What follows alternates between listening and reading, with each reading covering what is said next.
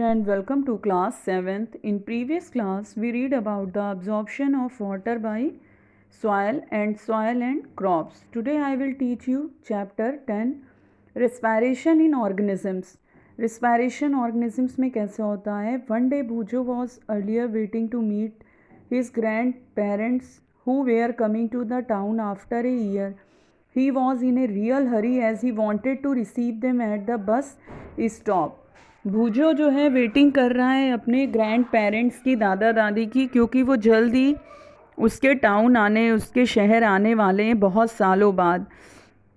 वो जानना चाहता है, वो जल्दी पहुंचना चाहता है bus stop. He ran fast and reach the bus stop in a few minute. वो बहुत तेज़ी से दौड़ता है और कुछ मिनट में बस स्टॉप पर पहुंच जाता है. He was breathing rapidly. उसकी सांसें तेज़ चलने लगती. His grand mother asked him why he was breathing so fast. उसकी दादी पूछती हैं कि उसकी सांस क्यों इतनी तेज़ चल रही. Bhujo told her that he came running all the वे.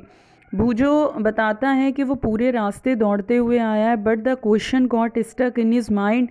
लेकिन ये क्वेश्चन उसके माइंड में रहता है. He wondered why running makes a person breath faster.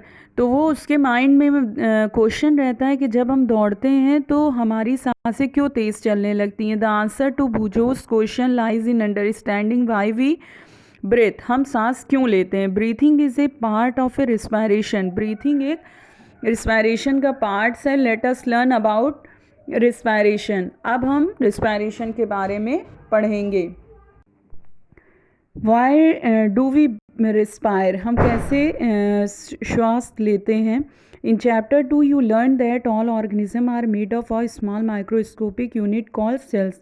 हमने चैप्टर 2 में पढ़ा था, सीखा था कि सारे ऑर्गेनिजम्स जो होते हैं वो एक स्मॉल माइक्रोस्कोपिक यूनिट से बने होते हैं जिसको हम सेल कहते हैं. A cell is the smallest structural and functional unit of an organism. Cell एक smallest functional and structural unit होती है ऑर्गेनिज्म की. Each cell of an organism perform certain function such as nutrition, transport, excretion and reproduction. प्रत्येक cell organisms की एक perform करती है कुछ फंक्शंस को, जैसे nutrition, transport, excretion and reproduction. To perform these functions the cell needs energy. ये सारी चीज़ों को करने के लिए सेल को एनर्जी चाहिए. Even we are eating, sleeping और रीडिंग वी रिक्वायर एनर्जी. बल्कि जब हम खाते हैं, सोते हैं, पढ़ते हैं, तब भी हमको एनर्जी की ज़रूरत होती है. But where does this energy come from. ये एनर्जी कहाँ से आती है. Can you say why your parents insist that you should eat regularly. क्या तुम कह सकते हो कि तुम्हारे पेरेंट क्यों तुमको रोज़ खिलाते हैं. The food has stored energy. Food क्या करता है, एनर्जी को स्टोर करता है. Which is release during respiration. ये रिलीज कब होता है, रिस्पायरेशन के through. Therefore all living organism respire to get energy from food. जो ये रिस्पायर करते हैं उसमें जो एनर्जी की ज़रूरत होती है वो इनको फूड से मिलती है. During breathing we breathe in air. हम जब सांस लेते हैं तो हवा में, you know that air contains oxygen. Air क्या करती है, ऑक्सीजन को कंटेन करती है. We breathe out air which is rich in carbon dioxide. जो गैस हम बाहर निकालते हैं हवा में कौन सी होती है, carbon dioxide. The air we breathe in it's transported to all parts of the body and ultimately to each cell. ये जो एयर हम सांस लेने में लेते हैं, ये एयर हमारी बॉडी के सारे पार्ट्स में पहुंचती है. In the cells oxygen in the air help in the breakdown of foods. Cells में क्या होती है, ये ऑक्सीजन जब पहुंचती है तो फूड को तोड़ देती है, ब्रेक कर देती है. The process of breakdown of food in the cell with the release of energy is called cellular respiration.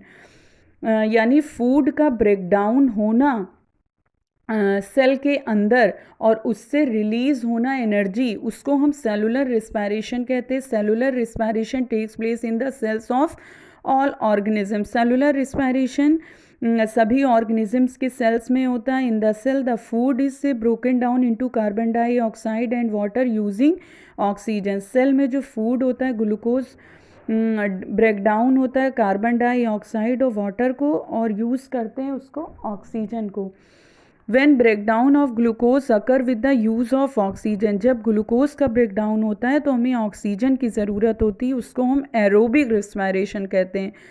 Food can also be broken down without using oxygen, और जब फूड ब्रेक डाउन होता है बिना oxygen के तो this is called anaerobic respiration. Break down of food release energy, break down जब food का होता है तो एनर्जी को रिलीज करता है glucose in the presence of oxygen upon carbon dioxide plus water plus energy. You should know that there are some organisms such as yeast that can survive in the process of air. They are called anaerobes. कुछ organisms हैं जैसे east है वो survive करते हैं बिना हवा के, वो रह सकते हैं, इनको हम एनारोब्स कहते हैं।